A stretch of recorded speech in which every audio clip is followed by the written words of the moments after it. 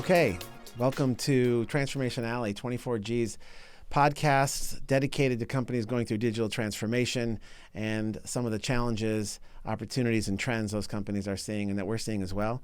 I'm today's host, Rich Fahle. I'm the Chief Strategy Officer at 24G, and today I have the honor of sitting with John Hull, who is 24G's Chief Financial Officer. John, so cool to have you. Yeah, thank you for having me. Good to see you, Rich. First of all, you're the Chief Financial Officer at 24G. It's a company that's growing pretty quickly. Maybe you could tell me a little bit about the scope of that job and what it means in an agency like ours. So my main CFO role here is obviously tracking cost. We do several projects a month, so we track approximately 100 new projects a month. We do the job costing. We do the resourcing for employees we need to add in budgets. Also all the financial end, keeping the P&Ls and balance sheets and working with the accountants and doing reviews. Yeah, I work a lot with you on that, John. Yes. And it's been very busy around here. The one thing that people may not know, a lot of people do know who know 24G, is that we're in a very large building. It's a former bowling alley. Used to be called Thunderbird Lanes. It's now our offices, and there's still 10 working lanes here. Very different from the last office that you worked in. Maybe you could start just by talking a little bit about the facility and some of the challenges of maintaining a building of this size. Yeah, so the facility, Scott Wemos, the CEO, was driving by, saw it and loved it, and thought it'd be a very good environment. At the time, we were split up in two different buildings, so the team weren't together. It was quite an undertaking on transforming this project that we thought was going to take a year and a half. Took over 2 years with a few headaches along the way, but we got in. We currently have approximately 48,000 square feet. But I think it has brought the team together, and a lot of culture came out of it, having everybody together in one building. So I think it's worked out really well. Yeah, I mean, people love it. In the era of COVID, it's been a little bit of a challenge because not everyone's been able to be here to appreciate it. We're seeing a lot more people obviously flood into the office now as the pandemic recedes. But even when they weren't here, it seemed like the building had some sort of symbolic value. But it's still a challenge as a CFO in the building that once housed 130 or 40 people working simultaneously, where it's now half that and some days even less. Even less, yeah. And that has been a struggle. We designed the office, 150 people could comfortably work here. Through COVID, there were days we were down to 3 or 4 people here, just general maintenance. It is coming back, but also the work from home environment is through COVID has really become more of a norm than before. People would request it, and we would like, no, everybody has to be here. But we did find out it works.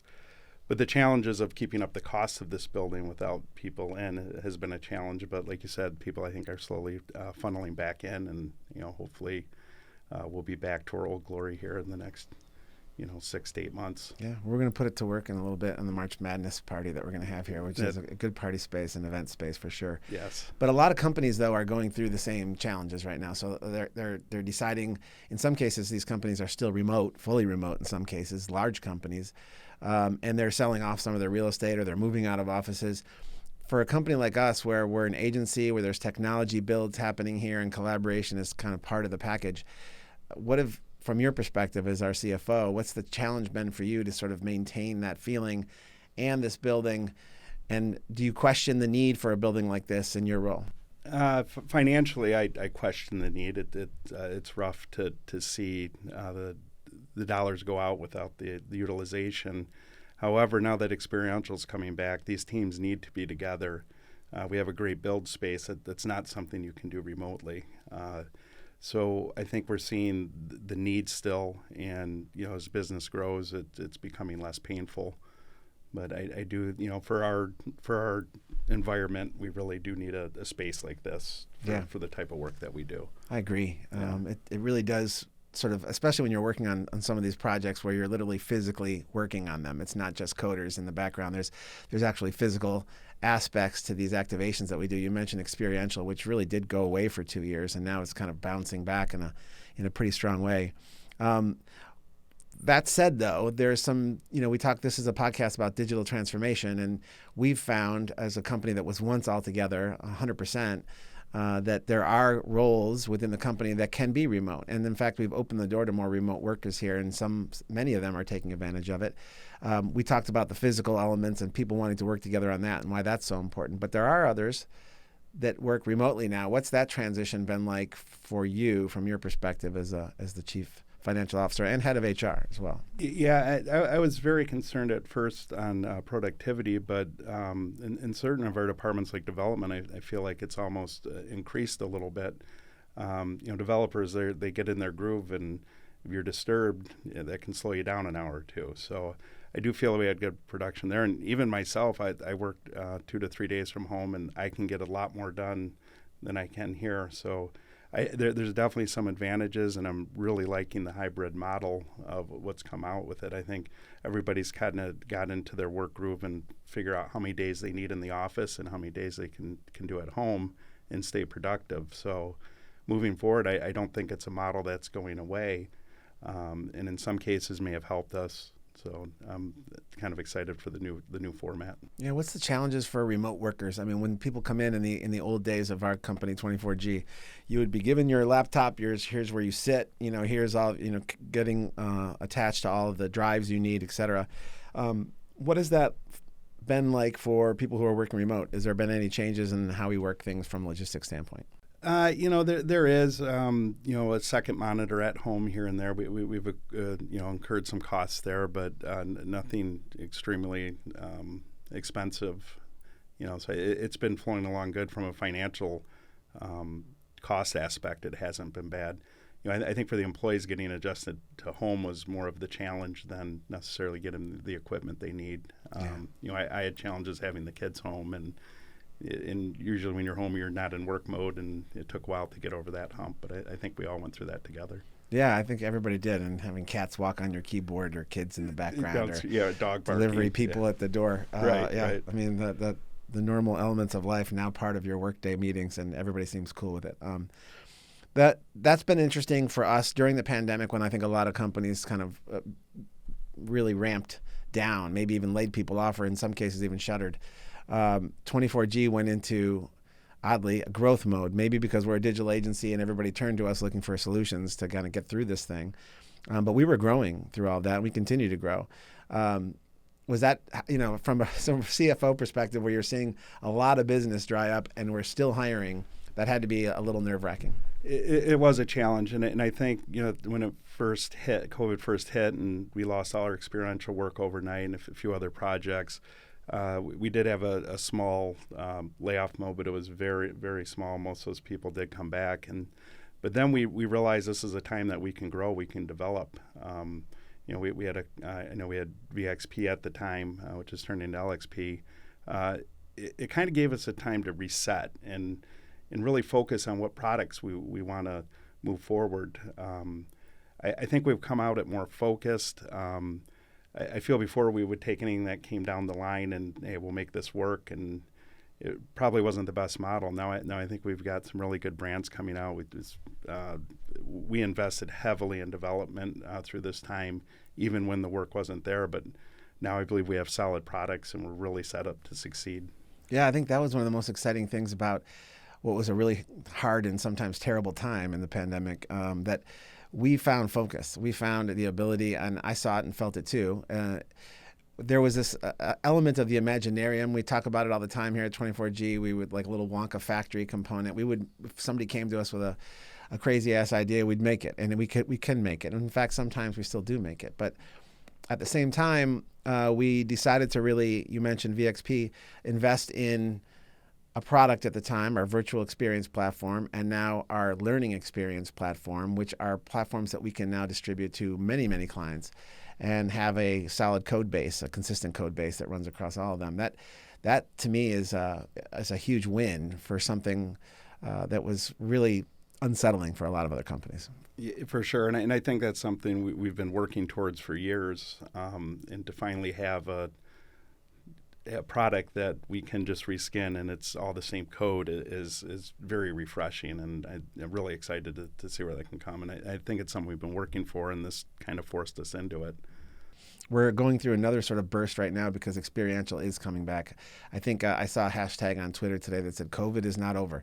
And maybe it isn't. I mean, it's certainly quieter in the United States, but we're seeing the experiential business, the event business come back strong. People are getting back into activations and brand stories that they want to engage with in the wild, out in the real world. So at the same time that our platform business, the stuff that the two products that we developed during the pandemic are exploding, so is the experiential business. So we're sort of coming out of this thing again with gusto. Again, as the chief human resources officer and chief financial officer, how do you sort of guide through those periods when you know there's more to come and you have to sort of plan for them, but you're not all the way there yet? Things aren't totally on safe ground yet. Yeah, and we have built the experiential team, and interesting, it is coming back in a big way. People are hungry for these events. They've missed them. I think the companies realized that they're missing out on getting out their new products, not doing these shows. So they're coming back heavy. And for us, May is typically a slower month for experiential. And I was looking at the books yesterday, and we're basically booked for May. So I think this is going to stay strong. I think it came a little quicker than I thought, so we are fighting to get some resources in there. So that part's a little bit scary, but it's exciting how quickly it's coming back, and it seems like we're signing a new job every day or two. So yeah, it's going to be a very it's going to be a strong line of business for us this year. Yeah, you mentioned lines of business. We've the other thing that came out of 24G is we've sort of understood the role we play with all the companies. It's been fun to be. I've been here 5 years. John, you've been working with 24G in various capacities for a while too, but to see the sort of organization, the structure of the company sort of grow up in the pandemic was also kind of a wild thing, where we sort of when you were in an elevator and someone asked, what does 24G do? We make magic things. We're this technology company that can do anything. It was hard to explain this company for a long time. I think we found our footing and our sea legs now in the world, and I think we're getting better at organizing and structuring and being able to explain to everyone all the amazing things we do here in an organized way. Yeah, and that was always kind of the joke. Could really explain what we do, right? And it's kind of like having a box of pieces that was filled, and we kind of organized them into their own groups with those lines of business. And I think we finally have like a definition of what each line of business does and a better understanding. Before we were just looking at it as a whole financially as a company, and I think with the new line of business, it's just clear on what we do, and each line of business has their goals, and we're working towards those goals. So it's nice to have it kind of split out like that. Yeah, they're super distinct in a way. I mean, our experiential lines of business works. We often are working with other agency partners who come to us to sort of fill in their needs on the technology front. That might be development, that might be creative execution, that might be on-site support. Whereas on our learning, marketing, communication services line of business, which is really focused on training and communication needs, is more direct to brand, and we manage those relationships so differently. That was new for you when you came to 24G, to sort of understand who your client is and how different it can be depending on what that actual product is, what you're working on. Yeah, that is correct. And now it's so much better defined. I think we do have a clear path now in getting this thing sorted out. So. Yeah, I'm excited about it too. Yeah. The idea, though, of these two platforms that we talked about earlier, LXP, which is our learning experience platform, which is really moving right now, and our virtual experience platform, which is really was a replacement to some degree for live events, and then now is a hybrid kind of companion to live events. Those have required dedicated resources. In the past at 24G, we would pull in developers here and there. We'd pull in UX UI designers where we needed them. There really wasn't a coordinated team. It was who had like availability, frankly. Correct. And even during the pandemic, we were sort of pulling people in as we were doing it. Now you have these dedicated teams that are there to service these products, to work the backlog, feature backlog, to add new elements as we go forward. And to roll out these and market them much more aggressively. That's also been a big change in how you've had to hire and the way you've brought people into the company. Can you talk about just kind of the structural change to the way we hire and the people we're hiring? Yeah, the structural change for sure. We had a pool of developers, and we had basically put them on where the fire was. And I think people felt that they were getting yanked from one project to another and unable to really make ground on any of them. We've now split it out. They like have a development team for LXP. They're dedicated to that. We're not pulling them off it. The short-term costs are great because at the time we weren't selling the product. Business was slow on the experiential, so we really had to dig in our heels and say, no, this is a good investment moving forward. But I believe the teams are doing better work now. They're more focused, and it's really worked out well. Because LXP's, we developed that quickly for how much is in there, and it's almost ready for market, and very excited to see how it can do. Yeah, from a CFO perspective, at least me looking at it from my side, it seems like a really exciting blend of different things, because at the same time we talked about launching new products and this facility which has its own challenges. I mean, I'm sure you didn't expect to have to understand how to do lane maintenance and oiling, boiling, bowling lanes, or finding who can repair bowling lanes out in the world.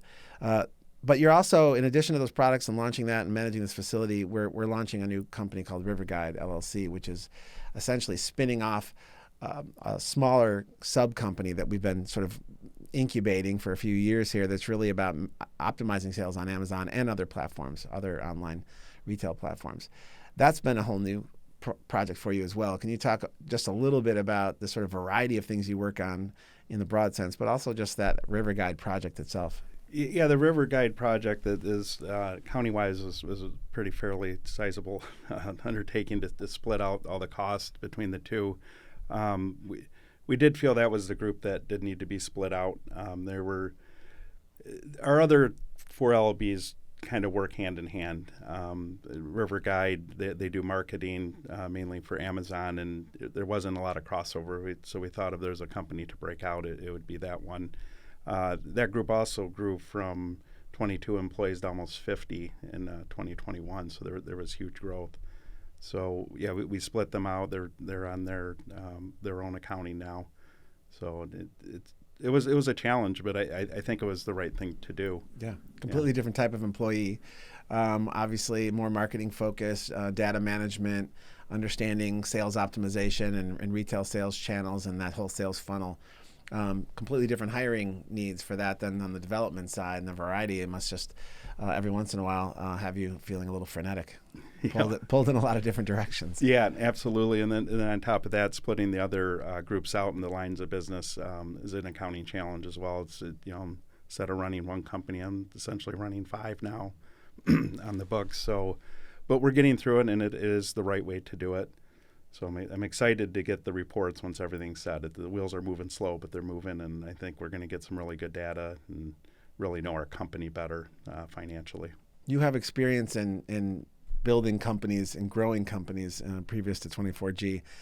We're a company that's been around for quite some time at 24G, but we seem to really, just right now, essentially, after all these years where I think we were word of mouth marketing ourselves and really kind of growing, now we're sort of taking that step to mid-size agency, and all the requirements that comes with, including some of the human resources needs that we have and some of the other elements that come along with a growing company.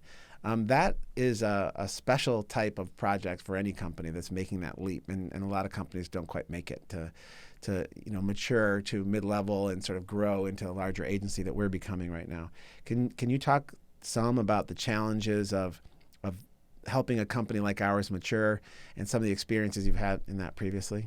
Yeah. I think the larger challenges you grow are the layers of management that come down, and if you don't have a strong base, it's very hard to jump from that 70 employee to the 200 company. That's where a lot of the companies fail, is in the management. We brought in EOS. It's an entrepreneurial operating system. Our CEO brought it in, and I think that's really got us organized, and we have a good foundation to grow now. And I was talking with Joey Ryan, our HR person, and this is where companies fail. And if you don't have a good foundation when you're trying to make that next step, it's very difficult. But the way we have it set up, I think we're set up for success. We did the work before we did the hiring, so I think we have a good foundation. We laugh a lot in the meetings that I'm in with you, John, about the sort of nature of a company like 24G, the kind of confidence you have to have when you're growing, and you don't necessarily have all the revenue yet, but you see where you're going and you need to invest in it. And the word I always like to use is swashbuckling. There needs to be a little bit of firm like confidence, and that's hard when you're, especially when you're growing like we are, if you don't see it yet, if it hasn't materialized fully. How do you help your CEO? How do you help the people that work here? How do you help others navigate that? Because fear can hold a company like us back. I mean, part of our success has been that we've been risk takers to some degree. How do you maintain that as you're growing to that next level and not fall back in this sort of more conservative approach? For me, going through this, losing the business, obviously it was scary times for everybody. But I think when this VXP and LXP came out, we saw something that we could all get behind. And it's that belief. And when you have the belief, you can reach your goals. If any of us didn't believe in that product and wavering, I would have been very cautious building up these teams. I just feel as a company and as our leadership team, we all believed in that. That's something we argued and didn't always agree on everything, but we did agree that these are good products. And once you have that momentum going, I feel comfortable spending the money on it because I think we're all behind it. You mentioned earlier too, as a company like ours matures and grows, the levels of management, the layers of management grows too, which adds another management challenge. Obviously, now we have all of these director level people that before it was just a squad. Essentially, everybody got their hands dirty, and there may have been titles. I don't know if I even had one when I started. We just jumped in. Now, though, there are these layers. So in addition to training needs that happen with some of these people who are managing for the first time or directing for the first time, there's this team of people that you want to tap into because they have experiences that can help this company grow as well. And there's new processes now and new team members that are digging in and sort of really helping some of those younger leaders and emerging leaders become more vocal. That's also been a challenge. And I know on the human resources side, you've got help and support. But how have you helped some of those new emerging leaders for this company, their voices be heard and to grow? Yeah, luckily we are a training company as well. So Joey Ryan put together some really good management training seminars. He's doing them once a month now, and we also record them so you can watch them. So that gives our new managers our policy, our structures, how to handle things.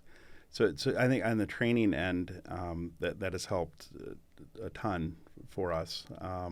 And then we have strong leaders that are in there that are helping the new people coming in get settled in and on their way. Mm-hmm. You mentioned Joey Ryan. Joey is our human resources lead at 24G, heuristics and all the fun things that come along with that, and sort of understanding what makes people tick and how to motivate them. That part of human resources has really grown at 24G, including how we recruit and how we look and where we look, and some of the task force, like our DE&I task force here. There's so many more elements to it that have to be managed and maintained, and also grown and matured. And it's a pretty small team, but it's really growing fast. How do you see that expanding as we go further as a company? Down the line, I see an HR person for each LOB. With the amount of hiring we're doing, it is putting a lot of pressure on that team. In the growth over at Amazon, we brought on Sarah as another HR rep, so she's helping out. But I think down the line, I could see an HR person for each line of business. We're getting to that size, And the other element that falls on your human resources side of your life is frankly the company culture and how to maintain that. We talked earlier about the fact that the bowling alley, which was a unifying element for this company, and the space itself and the sort of collaborative nature of this company all working together was something that really was glue for our culture. How have you, in a hybrid world, and Joey primarily and some of the team on the human resources side, worked to maintain that culture when so many people aren't in the building anymore? We tried to do different events. I think we did the Fat Tuesday that brought in a lot of people for the Punchkis. Yeah. We're, like you mentioned, we're doing the Baked NCAA. Goods always do that. Baked goods will bring people in. We're doing the NCAA tournament, doing a little party. So I think that is a really good thing, good team building. And then also, like, after we do our company meetings, people stay and bowl. So I think just getting people back into the office for events is a good way to keep that culture together. The other element that we've also talked a lot about at 24G is sort of that product development. Almost every aspect of our company right now is going through sort of a reassessment about what products we're actually providing to them, and trying to create a replicable element that we can go out and help people with, and that we understand, so that we're not building these sort of Frankenstein type web experiences that build over time. But there's actually sort of an understood code base that we're working from, and that we're adding to, and that we're bringing new features onto. With that whole thing, not just in some of the products like that we've talked about, our LXP product or our VXP product, but also on even the experiential side, really kind of create experiences that may look different on the surface, but that are driven with the same essential code bases.